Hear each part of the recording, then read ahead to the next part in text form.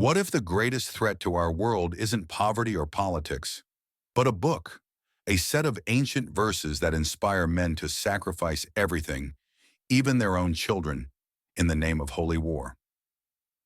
Welcome to The Shadow of Jihad, a gripping documentary that pulls back the curtain on Osama bin Laden's life.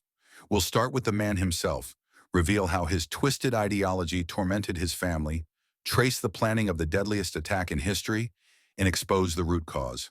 An ideology straight from the Quran and Hadith.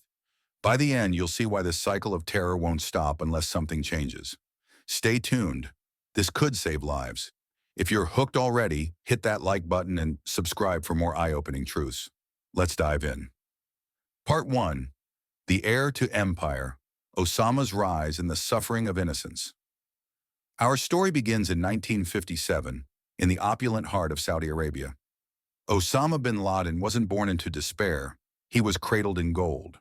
Son of Mohammed bin Awad bin Laden, the founder of the Saudi Binladin Group, a construction behemoth worth billions, building everything from royal palaces to the sacred mosques of Mecca and Medina. Mohammed, a Yemeni immigrant who clawed his way to wealth, fathered over 50 children with 22 wives, embodying a model that Osama would later emulate to a fanatical degree. But wealth couldn't shield Osama from loss. At age 10, his father perished in a plane crash, leaving him an inheritance of $25 to $30 million. He could have lived like a king.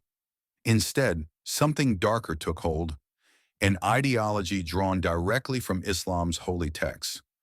As a teen at King Abdulaziz University, Osama immersed himself in the Quran and Hadith, the recorded sayings and actions of Prophet Muhammad. Verses like Quran 9:29, "Fight those who do not believe in Allah until they pay the jizya willingly while they are humbled," ignited a fire. Hadith from Sahih Bukhari, where Muhammad urges, "I have been commanded to fight against people till they testify that there is no God but Allah," became his blueprint. This wasn't abstract philosophy. It poisoned his family life from the start. Married at 17 to his cousin Najwa, Osama expanded his household relentlessly. 5 wives in total, producing over 20 children. Why? To grow Islam, mirroring Muhammad's multiple marriages and large progeny, as in Hadith, where the Prophet boasts, "Marry the childbearing, loving woman, for I shall outnumber the peoples by you on the day of resurrection." Sunan ibn Majah. But this growth came at a horrific cost. Imagine being one of Osama's kids. No bedtime stories, just endless Quran drills in pitch-black rooms. He deliberately cut the lights, forcing his family into austerity to harden them for jihad, echoing Muhammad's austere life in Medina. Children weren't allowed outside unsupervised, trapped in compounds like prisoners, beaten for minor infractions to instill discipline. One son later recalled scavenging for food in Sudanese farms, malnourished while their father funneled millions into weapons. These kids paid the price: emotional scars, isolation, a childhood stolen by ideology. Omar bin Laden, his son, fled the madness, writing in his memoir how the family endured bombings and starvation, all because Dad's holy mission trumped fatherly love. This wasn't poverty-driven terror. Osama was rich. It was ideology, pure Quran-fueled fanaticism, that turned a family man into a monster. Part 2, Forged in Fire, the Afghan Crucible and Ideological Roots. By the 1980s, Osama's devotion led him to Afghanistan, battling Soviet invaders. He poured his fortune into Mujahideen camps, founding al-qaeda in 1988 as a base for global jihad. But let's be clear, this wasn't noble resistance.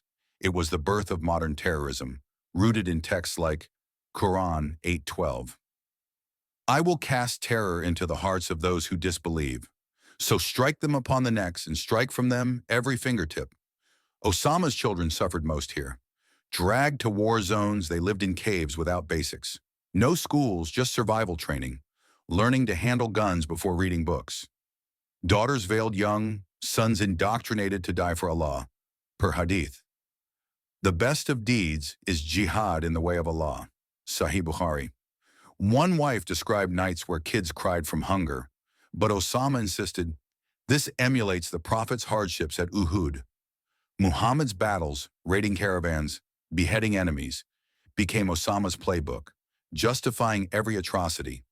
Experts agree this ideology isn't fringe, it's core Islam for extremists. Dr. Ayan Hirsi Ali, a former Muslim, warns in her books, the call to violence is embedded in the text. Quran 47:4 commands, when you meet the unbelievers, strike their necks. Hadith glorifies conquest. Osama didn't invent this. He followed footsteps, producing heirs to spread it, just as Muhammad's companions did, expanding Islam through sword and offspring. Why does this matter? Because it's not just history. Today's groups like ISIS cite the same verses for beheadings and slavery. Osama's family torment shows the human cost. Kids brainwashed into hate, cycles of suffering perpetuated. Part 3, The Plot Unfolds. Planning 9/11 and the Ideology of Destruction. Exiled from Saudi Arabia in 1991 for criticizing U.S. troops on holy soil, Osama retreated to Sudan, then Afghanistan under Taliban rule. His fatwas, 1996 and 1998, declared war on America, quoting Quran 2:193, fight them until there is no more fitna, and worship is for Allah alone. This wasn't random rage. It was scripted from Hadith, where Muhammad orders attacks on non-believers. The 9/11 planning? Meticulous ideological evil. From Tora Bora hideouts, Osama handpicked operatives like Khalid Sheikh Mohammed. They trained in al-qaeda camps, memorizing verses for motivation. The plot: hijack planes, crash into symbols of infidel power. Twin Towers, Pentagon, Capitol. Why?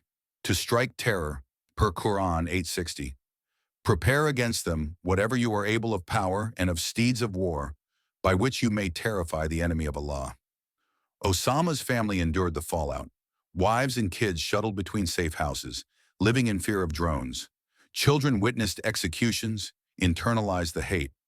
One daughter married a terrorist at 11, echoing Muhammad's marriage to Aisha at 9, Sahih Bukhari. This growth strategy, producing jihadists to overwhelm the world, as per the Prophet's model. On September 11, 2001, 19 hijackers, fueled by promises of paradise, Quran 9111. Allah has purchased from the believers their lives, that they may fight in the cause of Allah, killed nearly 3,000. Osama celebrated from afar, his ideology claiming victory. But his kids, scarred forever, many disavowing him later. Part 4, The Endless Cycle, Legacy and a Call to Awakening. Osama met his end in 2011, raided in Abbottabad, but his shadow lingers.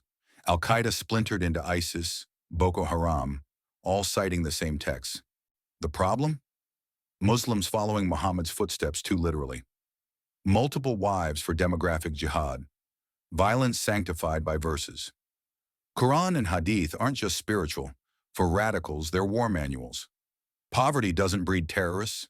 Ideology does. Osama proved it. Rich, educated, yet deadly. This will continue. Attacks, suffering families, global fear, unless Muslims confront it. Reinterpret, reform, or change religion entirely before it's too late. Don't wait for another September 11th. Thank you for watching this unflinching documentary. If it opened your eyes, like, share, and subscribe. Comment your thoughts. Is change possible? Stay safe. Question everything. Until next expose.